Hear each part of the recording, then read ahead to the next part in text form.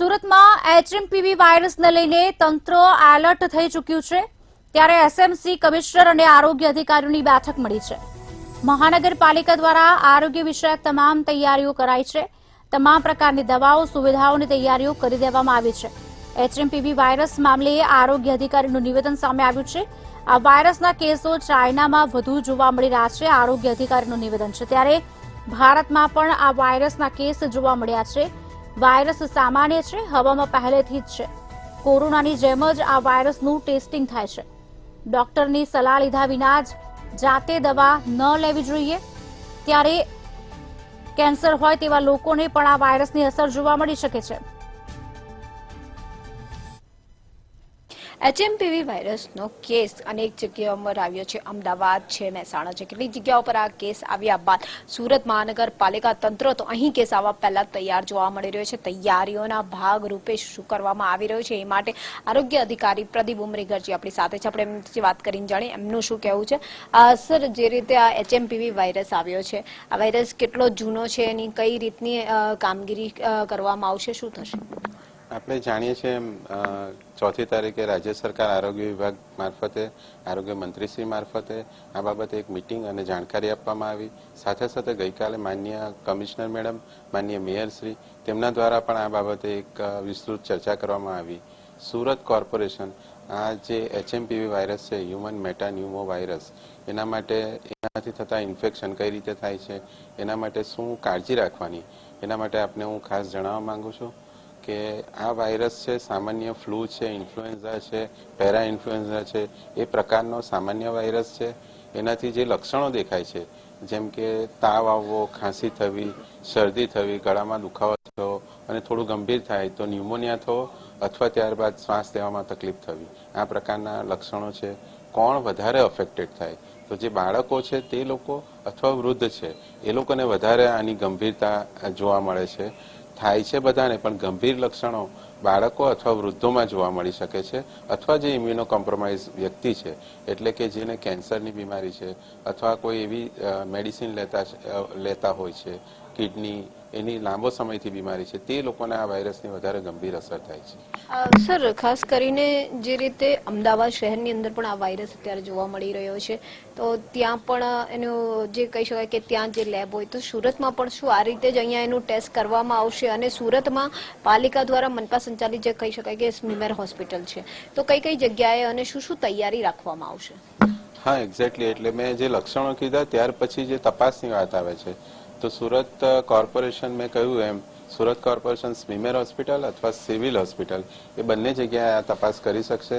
અને સાથે સાથે જે પ્રાઇવેટ લેબ છે એની અંદર પણ આ તપાસ કરવામાં જ આવે છે।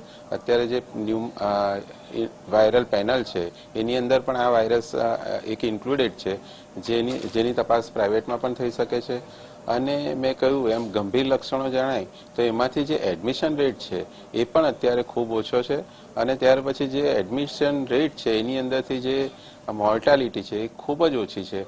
એટલે અત્યારે ચિંતા કરતા તકેદારી અથવા તો અલર્ટનેસ રાખવાની વધારે જરૂરિયાત જણાય છે। સર, એને આ વાયરસ ભલે ચિંતા કરવાની જરૂર નહીં, પણ એને લઈને દવાઓનો સ્ટોક કહો કે પછી અન્ય જે વ્યવસ્થાઓ કહો, હેલ્થ સેન્ટરોની ઉપર જગ્યાઓ કહો, કારણ કે ડરના મારે વ્યવહારિક છે એવું નહીં થાય કે તમામ લોકો ટેસ્ટ કરવા માટે જતા રહે, તો અત્યારે કયા કયા વાયરસ છે, શું એના કોઈ રિપોર્ટ કાઢવામાં આવી રહ્યા છે? અત્યારે એવી જરૂરિયાત નથી કે તમામ લોકો, જે લોકોને શરદી ખાંસી થાય છે તેને તાત્કાલિક ટેસ્ટ કરાવવાની જરૂર છે, એવી કોઈ જરૂરિયાત નથી।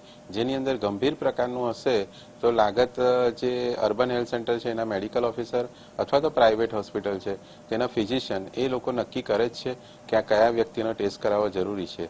અને સાથે સાથે આપણે જે લોજિસ્ટિકની વાત કરી તો એના માટે પણ ગઈકાલે જે મિટિંગ થઈ એની અંદર આપણી સુરત કોર્પોરેશનની તમામ સ્મીમેર હોસ્પિટલ છે, સિવિલ છે અથવા તમામ 50 બેડની હોસ્પિટલ છે, એની અંદર જે બેડની સુવિધા હોય કે ઓક્સિજનની ફેસિલિટી હોય એના માટે પ્રાઇમરી જે પણ તૈયારી કરવાની છે એ આપણે તૈયાર કરેલી છે। મેડિસિનની પણ તમામ પ્રોક્યોરમેન્ટ એની પણ આપણે વાત કરી લીધી છે। એટલે એ રીતે આપણે તૈયાર છે, પરંતુ અત્યારે એની જરૂરિયાત નથી, અત્યારે એની અવેરનેસની અને અલર્ટનેસની જરૂરિયાત છે. જેમ કે જેને પણ શરદી ખાંસી હોય ચોક્કસ રૂમાલનો ઉપયોગ કરે, પોતાના હાથ વારંવાર ધુએ, સેનિટાઈઝરનો ઉપયોગ કરે, બહુ ભીડભાડવાળી જગ્યાએ જવું હોય તો માસ્ક પહેરીને જ જાય. આ પ્રકારની જે તકેદારી છે જો દર્દી લેશે તો આ રોગનો ફેલાવો ઓછો કરી શકીશું.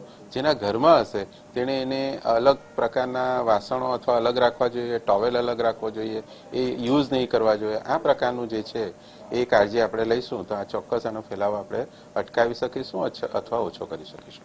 સર, છેલ્લો પ્રશ્ન, કેટલાક રિપોર્ટો પણ આપે કીધું કે કરવામાં આવ્યા છે વાયરસના, તો કયા કયા વાયરસ અત્યારે સૌથી વધારે ઘાતક જોવા મળી રહ્યા છે જેનો રિપોર્ટ કરાવવામાં આવ્યો છે?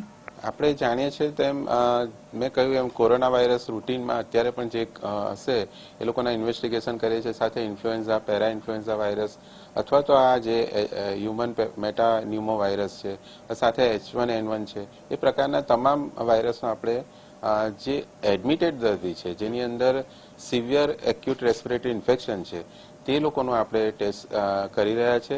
અને સાથે સાથે મોનિટરિંગ જે સુરત મહાનગરપાલિકાએ કરવાનું છે એ એક્યુટ રેસ્પિરેટરી ઇન્ફેક્શનના જેટલા કેસીસ આવે છે તેની ઉપર આપણે મોનિટરિંગ કરીએ છીએ. અત્યારે તો ગયા મહિના કરતાં પણ ઓછા કેસીસ આપણને, ગયા મહિનામાં 6000 કેસ હોય તો અત્યારે 5000 કેસ આપણે ARIના જે રેસ્પિરેટરી ઇન્ફેક્શનના છે એ આપણે જોઈ રહ્યા છે.